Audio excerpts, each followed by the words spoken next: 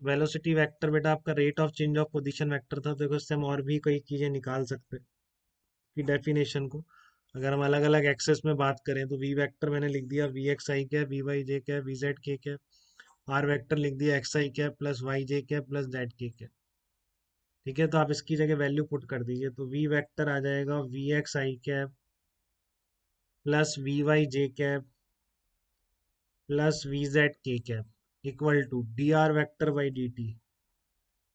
D y d t कितना आ गया, एक्स आई कैप प्लस वाई जे कैप प्लस जेड के कैप आ गया। तो आप दोनों तरफ i cap j cap k cap equate कर दीजिए। ठीक है ना, दोनों तरफ i cap j cap k cap आप इक्वेट कर देंगे तो आपका क्या आ जाएगा, देखो we x I cap, v x equal to क्या आ गया, वी एक्स आ गया आपका d x by D T, और वी वाई आ गया d Y by D T, और वी जेड कितना आ गया, d z by D t आ गया। देखो आप समझ पा रहे हैं, दो वेक्टर्स अगर बराबर हैं तो उनके दोनों इंडिविजुअल कंपोनेंट बराबर होने चाहिए, तभी वो वेक्टर बराबर हो सकता है। ठीक है ना, तो आपका जो एक्स कोऑर्डिनेट का रेट ऑफ चेंज है वो आप हमेशा वेलोसिटी के बराबर कर सकते हैं, वी एक्स के बराबर। और अगर वाई कोऑर्डिनेट का रेट ऑफ चेंज है वो वाई कोऑर्डिनेट वी वाई के बराबर हो जाएगा।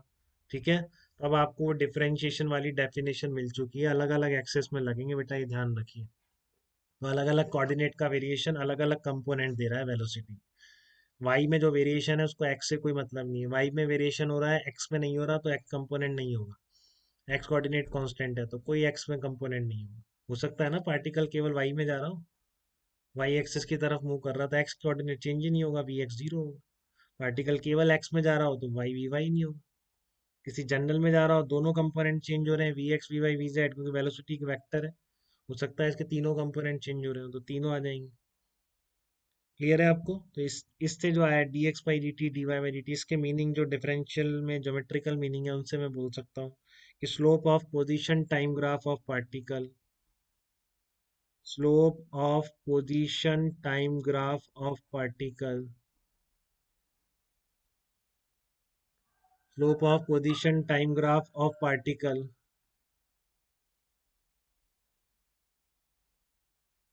will be equal to, ठीक है, slope of position time graph of particle किसके बराबर होता है, पोजीशन टाइम ग्राफ का स्लोप किसके बराबर होता है, instantaneous velocity of the particle, जिस टाइम पर आपने स्लोप लिया है, इंस्टेंटेनियस वेलोसिटी ऑफ पार्टिकल।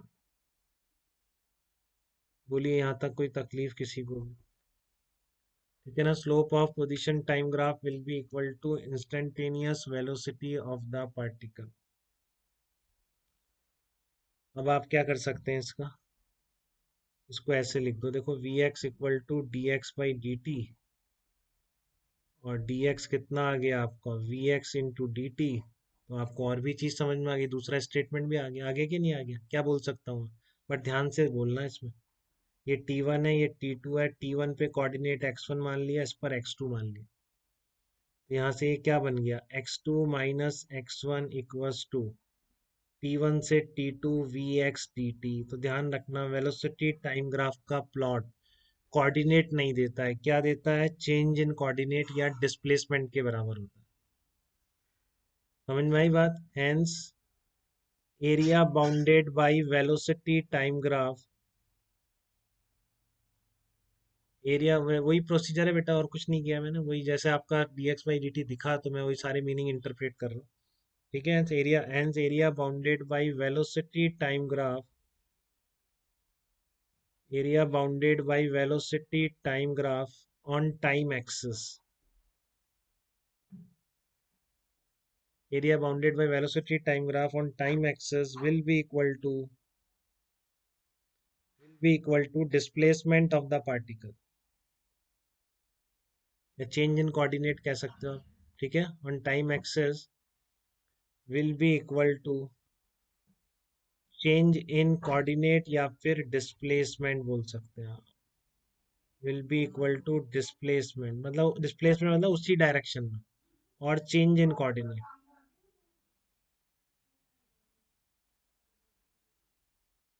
ठीक है ना, तो area bounded by velocity time graph will be equal to change in coordinate of the particle V Y का इंटीग्रेट करोगे तो आपको y2 माइनस वाई वन मिलेगा। ये अलग अलग डायरेक्शन में स्प्लिट हो गए हैं बेटा। एक्स कोऑर्डिनेट का चेंज को वी एक्स से मतलब है, वाई कोऑर्डिनेट के चेंज को वी वाई से मतलब है, जेड कोऑर्डिनेट के चेंज को वी जेड से मतलब है।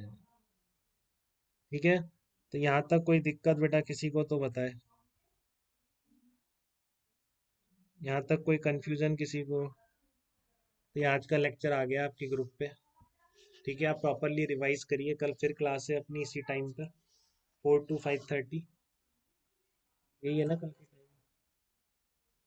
Friday 4 to 5:30। ठीक है, तो आप रिवाइज रिवाइज करके आइएगा, vector differentiation integration properly revise करते रहिए।